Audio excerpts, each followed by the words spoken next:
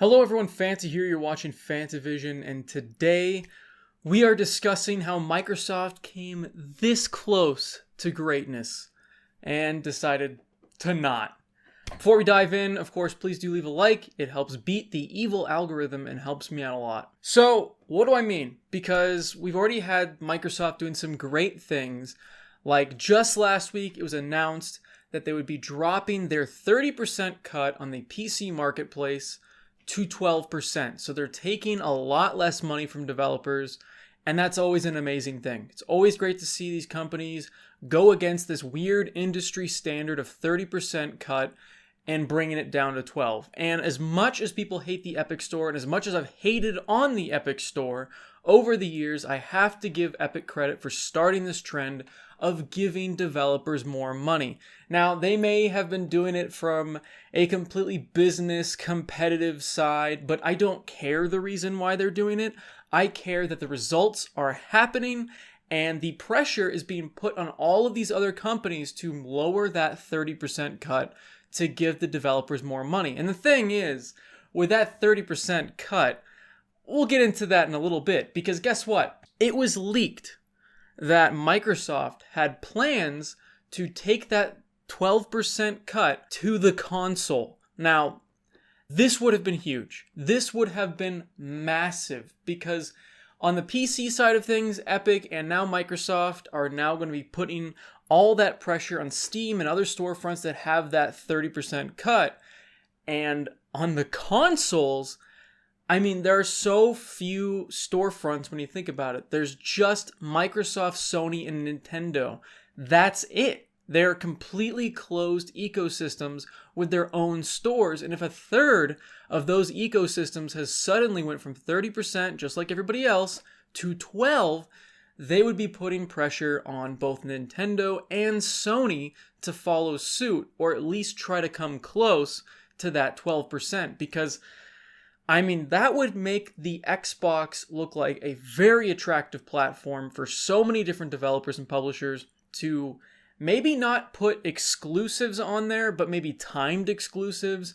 And again, this would just be a huge, amazing thing for not only the giant AAA guys, but the indie developers as well. That's the thing.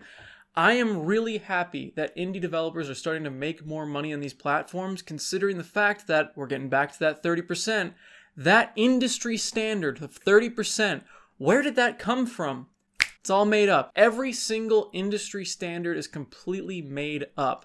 When we look at the $60 games and now Sony trying to push the $70 games, the fact that they were $60 in the first place, they all just randomly decided to make it $60. It's not like they did all these complex math calculations of game development and all that sort of stuff and tried to factor that in the price. No, the price, the cost to make a game varies wildly. I mean, there are $60 games that were only like a little bit to make, and then some that were hundreds of millions. I mean, GTA 5 is one of the most expensive games to make, and it was still $60 just like everything else. So that whole price argument of inflation and stuff, I know this is a completely different topic, but it kind of ties in here that, yeah, there's that argument, oh, inflation, that's why it's $70 now. Oh, it's so expensive to make games, didn't you know that? Well, yeah, but it's also the most profitable industry out there, and there's a reason for that, and it's because even with that $60 price point, they're still making a ton of money. I mean, I feel like a lot of people aren't understanding this. And the fact that $70 games, when they go to $70, you think they're going to cut out all that microtransactions? No, they're not. So when we're looking at industry standards and somebody looking to buck the trend, that is always a good thing when we're seeing more money going towards developers and publishers and less to the pockets of companies that are essentially just hosting the game there, and that's it. During this whole Apple-Epic feud, which I feel like has really sparked this 30% debate, I mean, it's been shown that why are these app stores getting 30%? Why are these monopolies? Because that's what it is. That's what the Xbox store is. That's what the PlayStation store is. That's what the Nintendo store is. Those are monopolies because they have a closed ecosystem with only one option to sell your games on. and only one option for customers to buy their games from. And that's why that whole argument was happening in the first place, that Epic was saying, hey, Apple has a monopoly here, and so does Google, and I think that's unfair. And I'm glad that a big company is coming out because they have the capital to be making these statements, to actually back it up and have their games not bow to what these companies are doing. And yeah, again, I don't think Epic is an amazing company. I don't think Epic is a perfect company, but I am glad that they're fighting against these standardizations that don't really make any sense. There's no reason that it's 30%. That's just an arbitrary number that the industry came up with, and they decided to go against it. Now, I'm really sad that Microsoft changed their plans because this was a leaked plan. They were going to do this.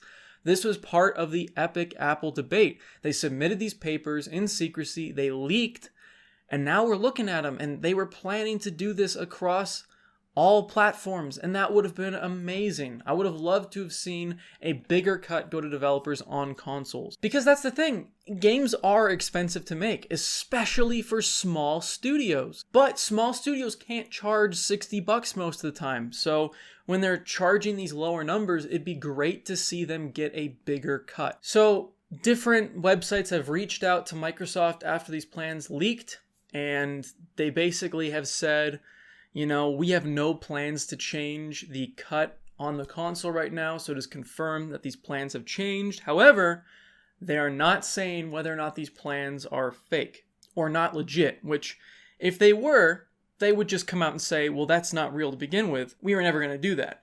So I think these were things that Microsoft might still be thinking about doing and definitely did have in mind at one point. Maybe they changed their mind. I don't know. Just like there's a lot of people wondering, will Xbox Live Gold go away? Will that price go away? And will it just be free to play online with Game Pass being the main focus? And I'm tempted to do a video on that because it's a very interesting argument, because it again would put pressure on Sony and Nintendo to change the way that they have their systems running. Now, of course, Microsoft could change it to 12% on the console and nothing happens to Sony or Nintendo, but you bet that there at least would be pressure there. Of course, this developer cut, again, only affects developers and not us, the customers, so it wouldn't really change our behavior at all unless you really are caring about how much the developers are getting, which I feel like a lot of people don't. They care about how much they are spending, which again, I completely understand, but I think it would have internal pressure of developers thinking of making different timed exclusives on the Xbox and things like that. Maybe even indie exclusives for the Xbox if they had changed the cut. And what's funny is starting August 1st, when they do this 12% cut instead of the 30%, there are a lot of games on the PC store that are Play Anywhere games. So you can get console games and give the developers more money if you want to, if you buy it off the PC and if it has that Xbox Play Anywhere tag on it. So it is funny that there are some ways that developers can make money already on consoles, but I don't think there's going to be that many people that go out of their way to do this for the developers unless they really love the company that's putting out that game. Overall, I really hope that Microsoft does decide to make this change later on. I mean, I think they could do it. They're a big enough company. They're making enough money on Game Pass and other things like that. I feel like that's the main draw of the Xbox. This generation, I feel like Xbox is coming out a lot stronger than the Xbox One. The Xbox One generation was a bit of a disaster for them. They sold worse. I mean, the Nintendo Switch has been killing it, so I guess I can't really say Nintendo. They sold worse than Nintendo, but, you know. But they sold way less than PlayStation. I mean, they were dying if you look at them as competitors. Of course, Microsoft has said that they're not competitors with PlayStation. They're more competitors with, I don't know. The whole thing has gotten a little bit screwy, but all in all, they've been selling out of the Series X as soon as they restock it. Same with the PlayStation. So it'll be interesting to see how well this console is doing once both of these systems are stocked and stop selling out immediately, because that's when we'll really see which console is going to come out on top this generation. I have a feeling PlayStation's probably going to be jumping ahead because they're exclusives, but with Game Pass, I mean, that's a solid contender. It really is. Comment down below how you feel about Microsoft's new change to their Windows Store and how you feel about them changing their mind on the console, and if you think you would support Microsoft if it meant that developers got more money. If you actually care about how much developers get, or you'd rather just pick your own platform and you don't really care about the industry side of things. Of course, like the video if you guys liked it, subscribe for more content, and as always, have a fantastic day. See you, everybody.